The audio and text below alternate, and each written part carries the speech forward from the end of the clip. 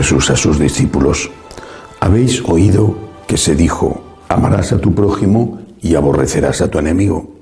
Pero yo os digo, amad a vuestros enemigos, rezad por los que os persiguen, para que seáis hijos de vuestro Padre Celestial, que hace salir su sol sobre malos y buenos y manda la lluvia a justos e injustos. Porque si amáis a los que os aman, ¿qué premio tendréis? ¿No hacen lo mismo también los publicanos? Y si saludáis solo a vuestros hermanos, ¿qué hacéis de extraordinario? ¿No hacen lo mismo también los gentiles? Por tanto, sed perfectos como vuestro Padre Celestial es perfecto. Palabra del Señor. Gloria a ti, Señor Jesús. Cuando yo era un muchacho, se publicó un libro que llamó muchísimo la atención. Seguramente que una edición escrita hoy cambiaría, al menos en parte, el contenido del libro, pero el título sigue siendo provocativo. Se llamaba el libro Los Evangelios Molestos. El autor era Alessandro Pronsato, que era un escritor muy leído en aquella época, comentando los evangelios dominicales, y era muy utilizado por los sacerdotes para preparar las homilías. Los evangelios molestos. Aquellos evangelios, es decir, aquellas partes, fragmentos de los evangelios que eran provocadores con el pensamiento dominante, que en cada época es diferente, a veces totalmente opuesto. Sobre estos evangelios molestos se hacen varias cosas. Primero, se omiten, no se habla. Hay que leerlo a lo mejor porque en la selección litúrgica aparecen, por ejemplo, el Evangelio de hoy, pero no se habla. O no se habla de ellos en la vida cotidiana. Es molesto, ahora se dice, en la época en que se escribió ese libro, no existía esta palabra, ahora se dice, son políticamente incorrectos. Todo lo que es políticamente incorrecto, según el dictamen de la mayoría, que generalmente domina el mundo de la cultura, es decir, deciden ellos lo que es correcto y lo que no es correcto, bueno, pues si es algo políticamente incorrecto, tú no puedes hacer ninguna alusión a eso. Si esto no fuera suficiente, van más allá. Y entonces lo que hacen es desautorizar al que pronunció esos evangelios. O bien le desautorizan directamente a él, no existió, Jesucristo no existió. O desautorizan su divinidad, bueno, fue un gran hombre, nadie lo duda, pero solo fue eso, un gran hombre, y por lo tanto sus enseñanzas están al nivel de otras enseñanzas de otros grandes hombres. O bien desautorizan los que transmitieron el mensaje. Bueno, es que los evangelios se escribieron muy tardíamente. Vaya usted a saber si lo que nos dicen que dijo Jesús, realmente lo dijo Jesús. ¿Quién puede apostar su vida por algo que no estamos seguros de que ocurrió? O por algo que no estamos seguros si de verdad fue eso lo que dijo el fundador del cristianismo. Pero el objetivo siempre es el mismo. Siempre. Los evangelios molestos. Es decir, te incomoda, no es agradable, te exige esfuerzo, te provoca inquietud en tu conciencia. De alguna manera te está pidiendo un cambio que no quieres hacer. Hay que matar al mensajero, así de sencillo, matar al mensajero.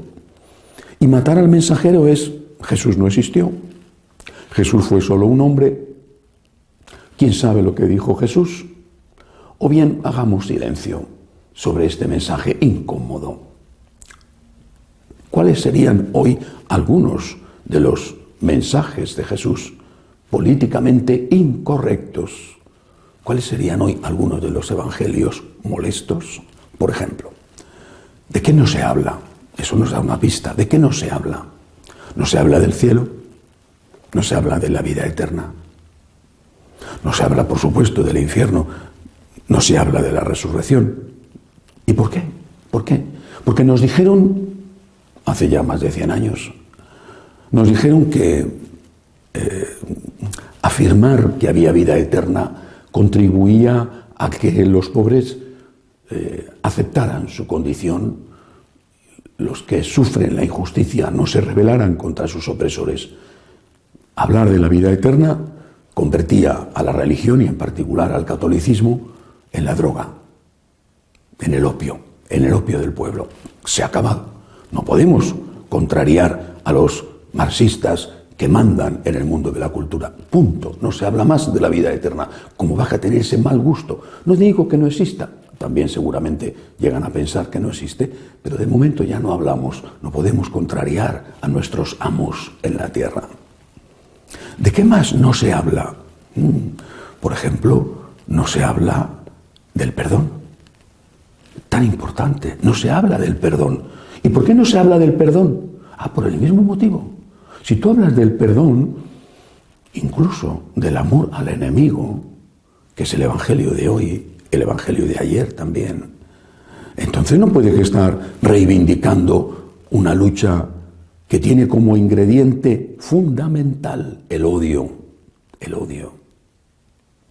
La religión del odio, que es el comunismo, la religión del odio, porque es una religión y se basa en el odio, es decir, utiliza un elemento que puede ser verdadero, como es la injusticia, lo utiliza para manipular a las personas que sufren la injusticia y provocar en ellas el odio. La religión del odio no puede soportar a la religión del amor, que es el cristianismo. Y no hay nada más absurdo para la religión del odio que el perdón. ¿Alguien ha visto alguna vez? ¿Alguien ha oído alguna vez? ¿Alguien ha leído alguna vez que, por ejemplo, los responsables de las matanzas de sacerdotes, de religiosos, de religiosas en la guerra civil en España pidieran perdón? Nunca. Porque el perdón está fuera de su esquema. Hablan de justicia.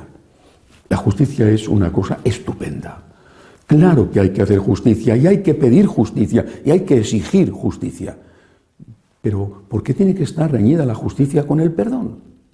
Yo puedo llevar a una persona al tribunal sin odio, sin rencor. Quiero justicia, sí, pero no odio a esa persona. La justicia no está reñida con el perdón. La justicia será una cuestión legal. El perdón es una cuestión moral, es una cuestión del corazón. Te perdono.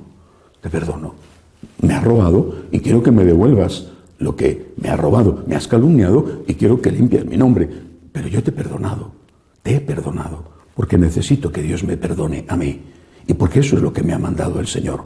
De esto no se puede hablar. Ahora, cada uno puede pensar, y he puesto solo 2 ejemplos de evangelios molestos, cada uno puede pensar cómo esto está incidiendo en nuestra vida. En nuestra vida personal, ¿quién piensa en perdonar? En nuestra vida social y colectiva. Revueltas sangrientas motivadas por lo dirán los jueces, asesinato de un hombre afroamericano en Estados Unidos. ¿Es búsqueda de justicia o está alimentado por el odio? ¿Quién predica el perdón? ¿Quién dice? Y los católicos tendríamos que ser los primeros, aunque no los únicos. ¿Quién dice? Perdona a tus enemigos, ama al que te ha hecho daño, pon la otra mejilla. Nos abre las carnes esto. Decirlo nos da muchísimo miedo, porque es durísimo de practicar. Pero hay que decirlo y hay que intentar practicarlo. Y hay que decir también, Señor, ayúdame. Pero tengo bien claro cuál es el horizonte hacia el que tengo que caminar. Tengo bien clara cuál es la meta. Sed perfectos como vuestro Padre Celestial es perfecto. Así es como termina el Evangelio de hoy. Esa es la meta. Estoy muy lejos de la meta. Necesito la ayuda de Dios. Pido su gracia, su socorro, su fuerza, su misericordia. Pero esa es la meta. Mientras que todo lo demás te quita de la vista, la perspectiva, el horizonte, y te llena tu corazón de rencor, de odio, de venganza, de algo muchísimo mayor que lo que tenían estipulado los judíos, que al fin y al cabo era ojo por ojo y diente por diente, y hoy es 20 ojos por uno y 40 dientes por uno. No nos dejemos seducir por lo políticamente correcto. Cuando alguien dice, habéis oído que Jesucristo os dijo, pero yo os digo, se ha puesto por encima de Jesucristo, se ha divinizado, se ha hecho Dios. Y nosotros confesamos solo a Jesucristo como nuestro Dios, como nuestro Señor y como nuestro Maestro. Que así sea.